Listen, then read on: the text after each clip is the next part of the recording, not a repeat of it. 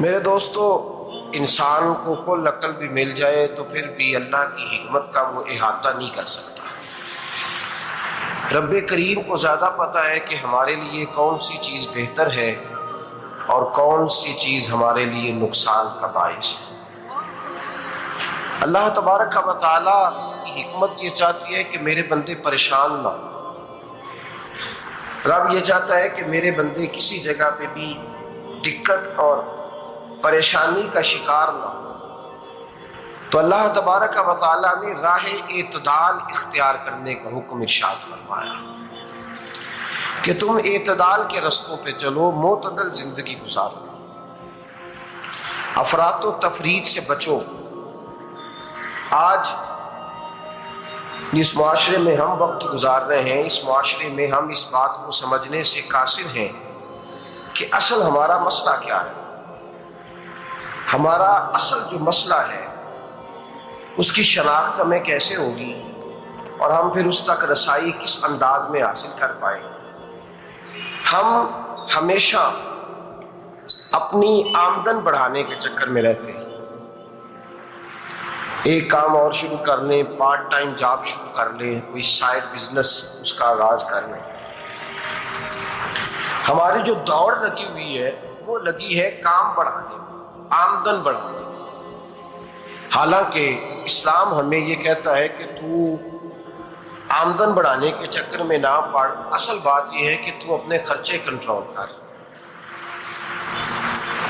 تنگ انسان وہ نہیں ہوتا جس کی آمدن تھوڑی ہوتی۔ یہ توجہ کیجیے گا میری بات، یہ قیمتی بات ہے اور گفتگو ساری کا لب لباب ہے۔ تنگ بندہ وہ نہیں ہوتا جس کی آمدن تھوڑی ہوتی ہے، اصل پریشان وہ ہوتا ہے جس کے خرچے زیادہ ہوتے ہیں۔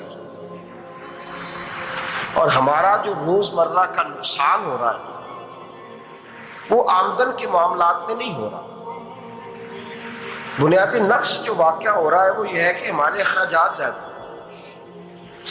اور وہ اخراجات کسی اور نے نہیں بڑھائے، وہ خرچے ہم نے خود بڑھا لیے ہیں اور اب ہمیں اس کا نقصان بھگتنا پڑ رہا ہے۔ اور اگر آپ صحیح معنوں میں ٹٹولیں تو جو بہت امیر لوگ ہیں وہ تو ان خرچوں سے بچ گئے۔ میں نے بہت سارے ایسے ختمات میں شرکت کی ہے، میں بہت ساری ایسی جگہوں پہ گیا ہوں کہ جہاں لوگوں نے بڑا مختصر سا ختم دلایا ہے تو ہو گیا ہے ختم۔ ختم کے معاملے میں کب کسی نے پابندی لگائی ہے کہ اس میں 200 آدمی شریک ہوگا تو تب یہ سال ثواب صحیح ہو سکے گا؟ کون کہتا ہے؟ یا شادی کے موقع پر اگر سارے بہن بھائیوں کو نہ بلایا گیا تو میری شادی پایہ تکمیل تک نہیں پہنچے گی، اس میں برکت نہیں ہوگی، یہ کس نے فتویٰ دیا ہے؟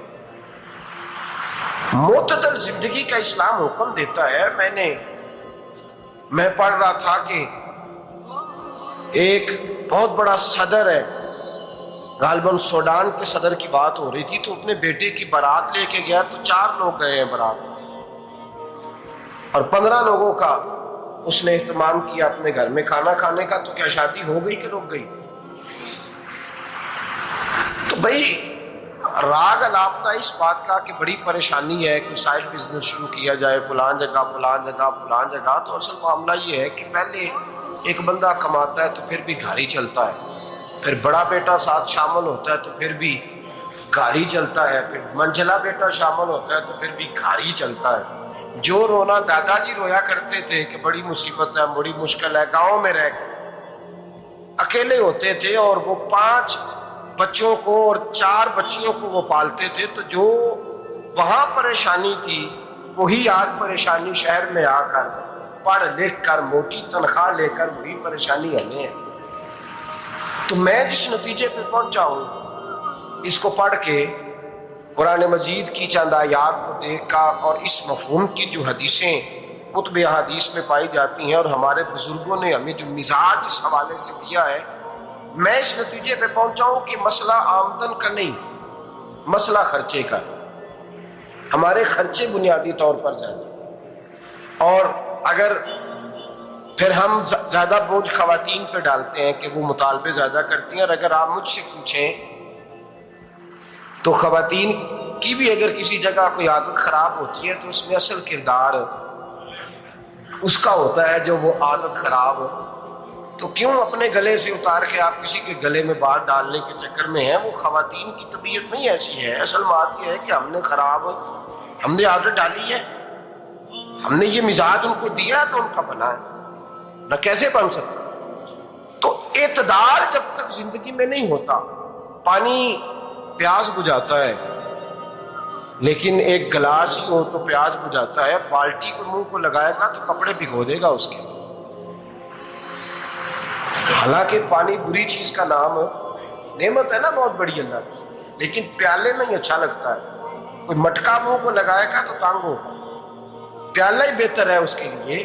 تو میرے دوست، مٹکے سے بھی بعض اوقات کام چل جاتا ہے، لیکن اگر کوئی کہے نہیں مجھے دریا ہی چاہیے تو اس کا تو گھر بہہ جائے گا، ساتھ گھر بہہ جائے گا اس کا۔ ہمیں دریا قابو کرنے کا مول بنایا ہوا ہے تو اس سے گھر بہا کرتے ہیں، اس سے گھر بنا نہیں کرتے۔ گھر پیالے سے پانی پینے سے بنتا ہے، اگر تو دریا پہ قبضہ کرنے کا مول بنائے گا تو گھر بنے گا نہیں، گھر بہہ جائے گا۔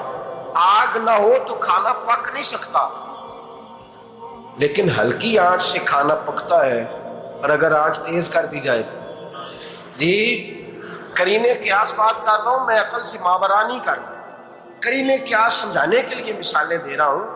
ہلکی آنچ پہ کھانا پک جاتا ہے، اور آگ تیز ہو تو کھانا جل جاتا ہے۔ تو کھانا اتنی دیر کھانے کے قابل رہتا ہے جب تک وہ ہلکی آنچ پہ پکتا ہے۔ تو جتنی مرضی تو کہتا ہے نہیں میرا گزارے نہیں، آگ تیز ہونی چاہیے، تو میاں جل جائے گا، جل جائے گا۔ ہوا نہ ملے تو سانس نہیں آتی، ٹھیک ہے؟ آکسیجن نہ ہو تو سانس، ہوا نہ چلے تو گزارا نہیں ہوتا، لیکن اگر تیز چلے نا، اگر تیز چلے تو آندھی اور طوفان بن جائے تو چھتیں گرا دیتی، جانیں لے لیتی۔ ہم ہیں طوفان کے چکر میں، ہم ہیں دریا کے چکر میں، ہم ہیں بڑے لاؤ کے چکر میں۔ تو میاں ہلکی آنچ ہی اچھی ہے، یاد رکھ۔ اور ایک گلاس پانی کا اعتدال سے ملتا رہے تو وہی ملتا رہے، ضرورت کے وقت وہی بہتر ہے۔ تو پورے دریا پہ قبضہ کرنے کا پروگرام نہ بنا، تانگ ہو جائے۔ اور میرے عزیز یاد رکھ، ہوا سانس لینے کے مطابق ملے تو وہی اچھی ہے، جو سانس بند کرنے پہ آ جائے وہ ہوا اچھی۔